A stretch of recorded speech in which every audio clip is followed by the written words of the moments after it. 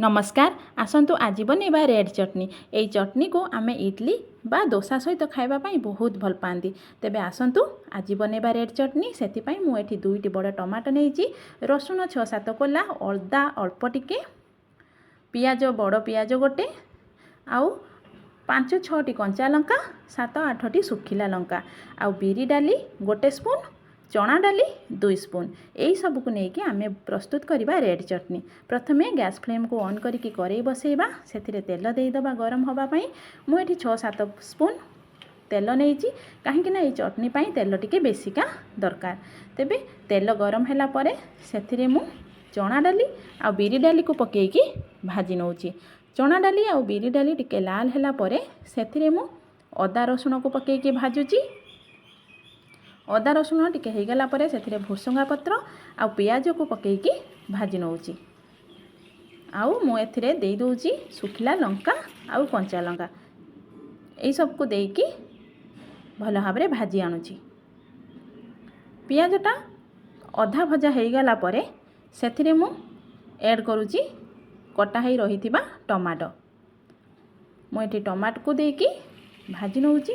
Tomato देला बेले मु सेथिरे स्वाद अनुसार लुण आउ हलदी अल्प टिके पकईकी भाजी नौची। एबे आमे भल भाव ताको भाजी नबा जेमती टमाटोटा आमर सिझी जीवो। टमाटो अधा सिझा होइथिबो सेथिरे आमे चिना बादाम 2 स्पून ऐड करिबा। चिना बादाम को पकईकी भाजी नबा। एबे सबु गुडी को मिक्स करके भल भाव भाजी नबा। जेते बेले टमाटोटा सिझी आसीबो आमे सेते बेले गैस फ्लेम को बंद कर दबा। एबे पाखापाखि मोर हेई आसिलाणी। एबे मो गैस फ्लेम को बंद कर दउची। आउ यही सब को ठंडा हवा पाई रखी दउची। एटा भल भाव ठंडा हैला परे जाइके आमे आको मिक्सचर जार देकी पेस्टटे बनैबा। गरम बेले जमा भी पेस्ट बनैबानी।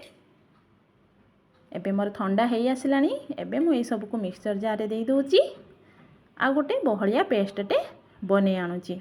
जमा भी पानी दबानी, एमिति ही पेस्टटे बनैकी आनिबा।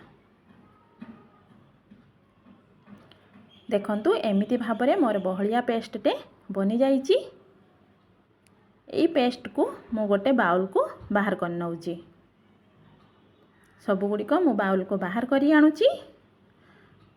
आ गैस फ्लेम को ऑन करिकी सेथिरे मु गोटे तड़का पैनटे बसौची।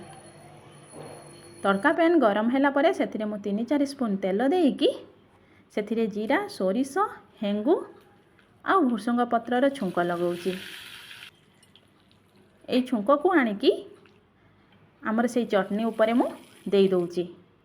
बास प्रस्तुत हो गला रेड चटनी। यही चटनी बहुत सुंदर लगी थाए, टिके रागुआ लगी थाए। तो ये चटनी डोसा बा इडली सहित खाइबा पई बहुत सुंदर लगे। आपण एमिति घरे